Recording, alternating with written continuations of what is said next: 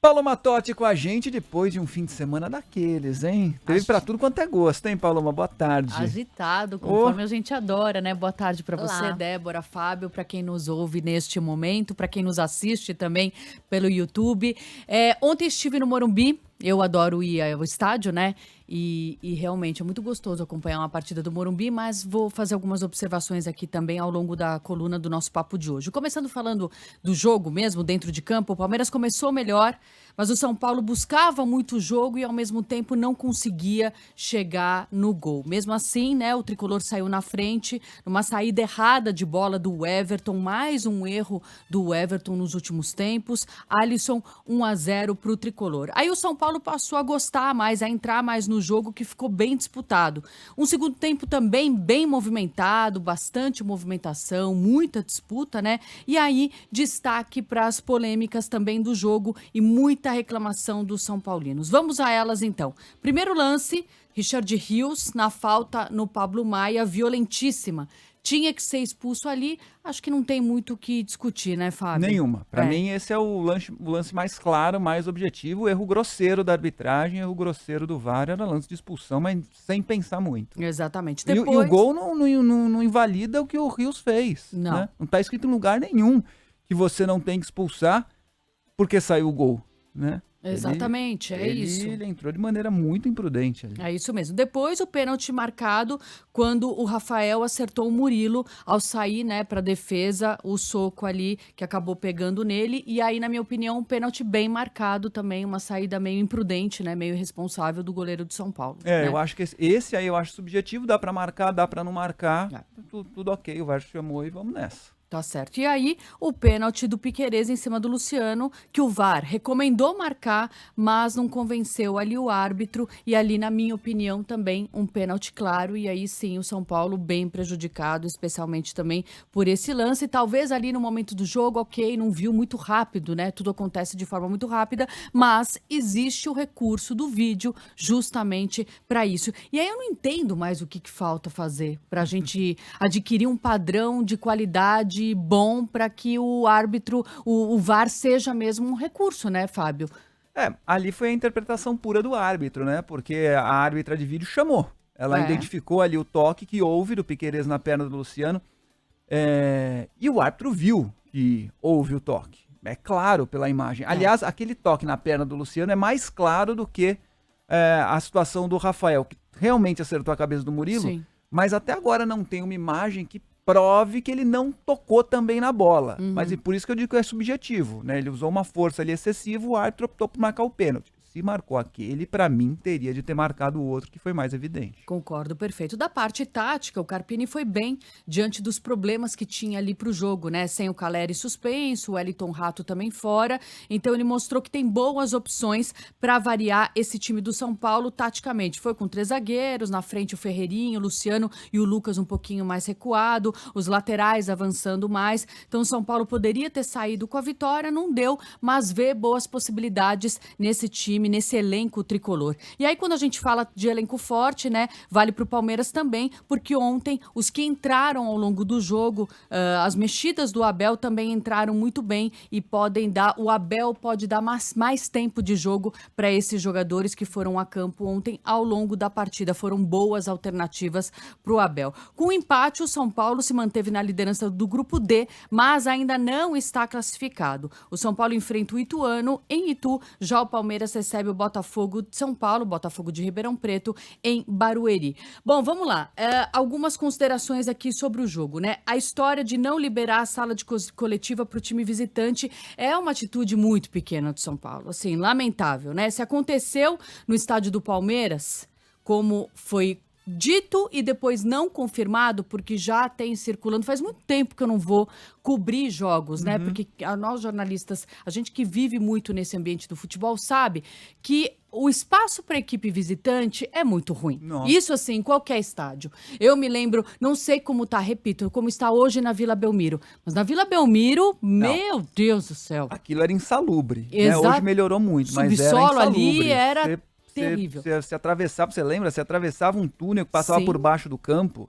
Não tinha janela, não tinha nada. E era constrangedor, porque com 1 minuto de entrevista coletiva, a gente se amontoando lá pra ouvir o treinador pingando, escorrendo. Era um negócio insalubre. Estendiam um banner ali, né? E ali mesmo era faziam... No antigo Parque Antártica também era horrível. Era muito difícil para o visitante. Normalmente é assim, né? Em poucos estados, só nessas grandes arenas, realmente que existem locais apropriados para a entrevista coletiva do visitante, e no Morumbi há local apropriado. Tem sim, né? Não é uma mega sala e tal também, mas há uma sala também. E eu vi algumas fotos, algumas imagens da parte destinada à imprensa visitante no Allianz Parque, no estádio do Palmeiras. E assim, há uma sala, há um espaço. Então, não serviu muito como disputa, não. Claramente, o São Paulo ficou mordido com os erros de arbitragem, mas não dá para misturar as coisas. E aí eu estava lendo um jornalista que eu admiro bastante, né, que fala algumas coisas bem interessantes. Abel Esperneari fazer o que faz com a arbitragem só enfurece o torcedor. São Paulo fechar a sala de entrevista, mesmo que por reciprocidade, só enfurece o torcedor. A vida segue para eles e os torcedores estão aqui se xingando, exalando ódio e demonizando o rival. Parabéns a todos. Fábio França, conhece? Gostei bastante do que ele escreveu. É bem isso. Os caras estimulam a raiva entre os torcedores. Aí o post, para quem estiver assistindo a gente, as palavras aí do Fábio, eu gostei bastante disso. É um desserviço pro entretenimento, pro futebol, para tudo aquilo que o esporte de fato deveria oferecer. Exato. E aí ontem, né, em algum determinado momento, quando você vai ao estádio, você olha, né, aquela atmosfera, o espetáculo que é o futebol, né, o papel bonito de uma torcida organizada que arrepia quando canta, e faz falta ter a torcida rival, né, quando era destinada. Isso, assim, a gente sucumbe, né, vence a violência. Porque você ter que estabelecer uma torcida única é chegar no limite, né, de que não há convívio, não há diálogo, não dá para misturar. E isso é muito ruim. E ontem eu fui assistir a partida num restaurante japonês que tem no estádio do Morumbi. Programa super gostoso, família, pais com filhos, as mães também. Um ambiente super legal para assistir uma partida de futebol. Do lado, sem proteção alguma, né? Só tinha uma grade assim baixinha, tinha um espaço destinado a outros torcedores, cadeirantes também, que estava mais vazio. E tinha ali meia dúzia ali de torcedores que em algum momento devem ter tentado procurar um Wi-Fi, acharam uma rede chamada Palmeiras Replay. E aí os caras começaram a gritar para onde a gente estava, mas assim, histéricos, descontrolados, que se tivesse palmeirense, que se eles descobrissem o palmeirense que estivesse lá, que ia dar problema, e ameaçando, e assim, constrangedor. Ridículo. Que papelão alguns torcedores se prestam, sabe assim? Não dá mais, gente, que vergonha alheia. E eu olhando assim aquilo, né, eu com minhas amigas e os familiares, as crianças também olhando...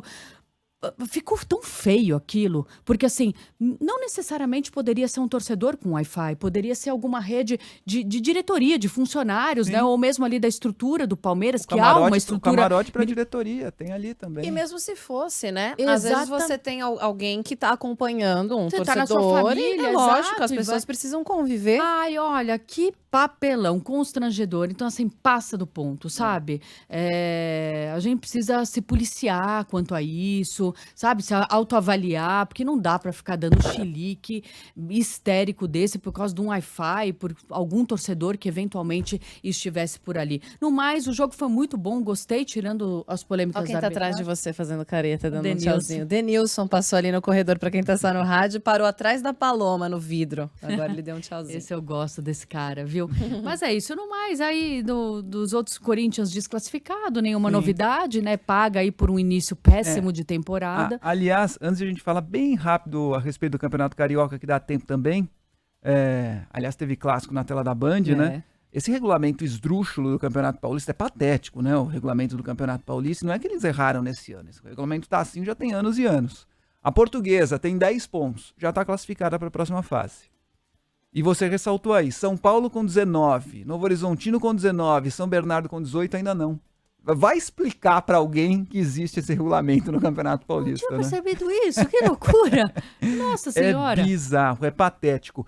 Paloma, por falar em patético, teve um lance engraçado no jogo entre... Engraçado, né? Porque, enfim, foi foi risível. É No entretenimento jogo entre puro Fluminense isso. e Botafogo, com o jogador sendo arrastado pra dentro e pra fora. Mas ali dentro de campo, ó, vai pegar, hein? Flamengo e Fluminense na semifinal, do outro lado tem Nova Iguaçu e Vasco da Gama, o Botafogo ficou fora, né? Ficou fora, né? E assim, não deixa de ser um papelão, né? Segundo ano seguido. Exatamente, o Botafogo ali com os reservas, priorizando a pré-Libertadores, que eu também acho um erro, tinha que focar ali, o John Textor disse que tem que focar, prioridade a pré-Libertadores, mas o Campeonato Carioca é um campeonato importante, de início de temporada, né, pra medir aí a força do elenco, e o Botafogo demorou muito pra acordar, agora tá dando jeito com o Fábio Matias, né, o interino. Reagindo, os jogadores ganhando, retomando confiança, né, ontem uma boa partida dos reservas do Botafogo, mas assim, não dá. O Botafogo tinha que estar nessa classificado e na disputa aí das decisões do Campeonato Carioca, né? Parabéns aos que avançaram. É isso. Semana que vem o bicho vai pegar Flamengo e Fluminense. Do outro lado tem Vasco da Gama e Nova Iguaçu. Paloma, obrigado. Um beijo. Um Boa beijo. semana. Até Valeu. amanhã para Valeu. nós.